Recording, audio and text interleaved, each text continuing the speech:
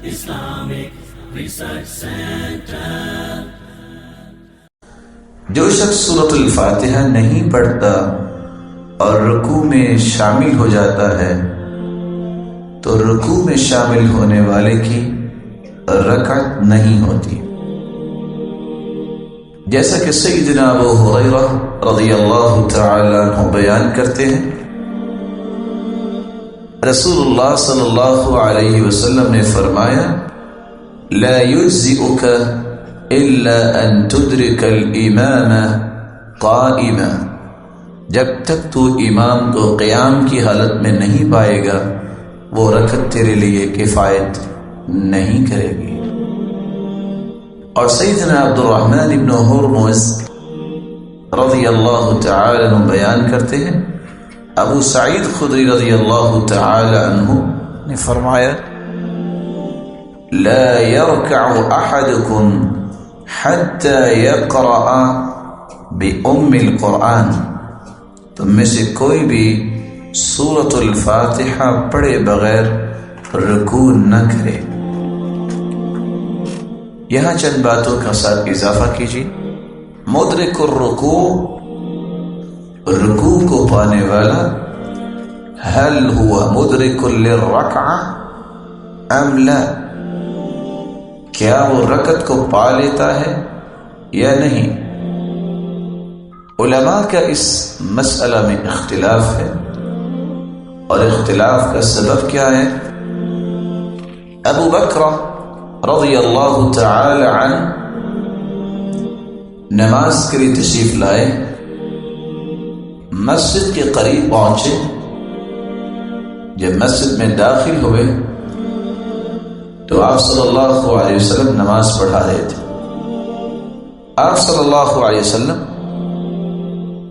رکوع کی حالت میں جا چکے تھے، تو سیدنا ابو بکر رضی اللہ تعالی عنہ نے نماز وہاں سے شروع کی اور رکوع کی حالت میں جا کے چلتے چلتے صف میں آ کے مل گئے۔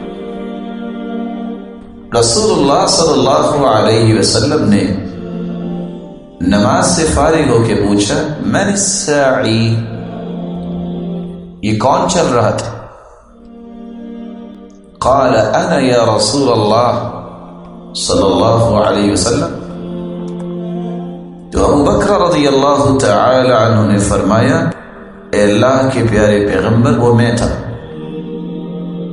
قال زادك الله حرصا ولا تعد، اللہ تیری حرص کو اور زیادہ کرے، دوبارہ نہ ایسا کرنا۔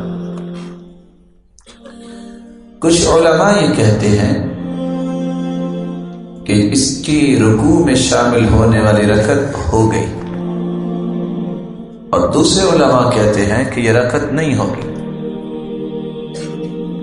جو کہتے ہیں کہ رکعت ہو گئی، کہتے ہیں سنن ابی داؤد کی روایت ہے من ادرک الرکوع فقد ادرک الرکعہ، جس نے رکوع کو پا لیا اس نے رکعت کو پا لیا۔ اور ساتھ یہ ابو بکر رضی اللہ تعالی عنہ کی روایت پیش کرتے ہیں۔ اور صحیح بات یہ ہے کہ رکعت نہیں ہوتی۔ کیوں نہیں ہوتی؟ نمبر ایک، اس شخص نے قیام کو نہیں پایا، اور روایت آپ نے ابھی پڑھی لا یجزئک الا ان تدرک الامام قائما۔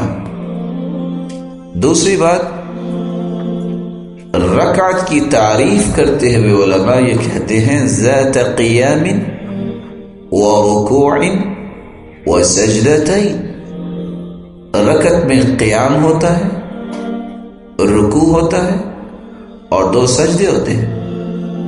اس کا قیام نہیں ہوا تو اصطلاحی اعتبار سے بھی یہ رکعت نہیں ہوئی، تو شرعی اعتبار سے کیسے ہو جائے گی؟ تیسری بات، لا صلاة لمن لم يقرأ بفاتحة الكتاب، اس نے سورۃ الفاتحہ نہیں پڑھی، اس لیے اس کی رکعت نہیں ہوگی۔ اور جس بھی سورۃ الفاتحہ نہ پڑھی جائے اس کی نماز نہیں ہوتی۔ نمبر 4، رسول اللہ صلی اللہ علیہ وسلم نے فرمایا زادک اللہ حرصا ولا تعد، دوبارہ ایسا نہ کرنا۔ جس چیز سے منع کر دیا گیا اس چیز سے استدلال کیسے لیا جا سکتا ہے؟ امام شوکانی رحمۃ اللہ علیہ فرماتے ہیں نہی سے، نفی سے استدلال لینا جائز نہیں۔ 5ویں بات، رسول اللہ صلی اللہ علیہ وسلم کے فرامین میں سے ایک فرمان یہ بھی ہے ما ادرکتم فصلوا وما فاتکم فاتموا۔ روایت کو امام بخاری نے نقل کیا اور پھر اس روایت کا آخری حصہ بھی بیان کیا کہ آپ نے فرمایا جو نماز مل جائے وہ پڑھ لو، جو رہ جائے اسے مکمل کر لو۔ تو یہ رکعت رہی تو تبھی یہ کہا۔ 6ٹھی بات، بعض یہ روایت کے طرق میں یہ ثابت کرتے ہیں کہ زادک اللہ حرصا ولا تعد، یہ بھی ہے کہ ولا تعتد، اللہ تیری حرص کو زیادہ کرے لیکن اس رکعت کو شمار نہ کرنا۔ 7ویں بات، سنن ابی داؤد کی جو روایت پیش کی جاتی ہے من ادرک الرکوع فقد ادرک الرکعہ، جس نے رکوع کو پا لیا اس نے رکعت کو پا لیا۔ سنن ابی داؤد جس کے مختلف طبعات، لؤلؤی کا طبع، حیدرآباد کا طبع، استنبول کا طبع، سارے طبعات موجود ہیں، لیکن یہ روایت سنن ابی داؤد میں کہیں نہیں ملتی۔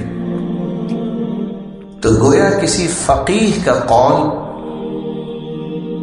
جس کو حدیث کہہ دیا گیا ہے، حدیث اس طرح کی سنن ابی داؤد میں نہیں ملتی۔